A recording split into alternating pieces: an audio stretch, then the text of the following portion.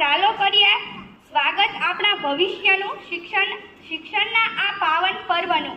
અમારી શાળા શ્રી રામપરા પ્રાથમિક શાળા નંબર 1 આપ સૌને શાળા પ્રવોત્સવ 2025માં હાર્દિક આમંત્રણ પાઠવે છે। આ શુભ પ્રસંગે અમે અમારા ભવિષ્યના નિર્માતાઓ નાના ભૂલકાઓને શાળા પરિવારમાં આવકારીશું।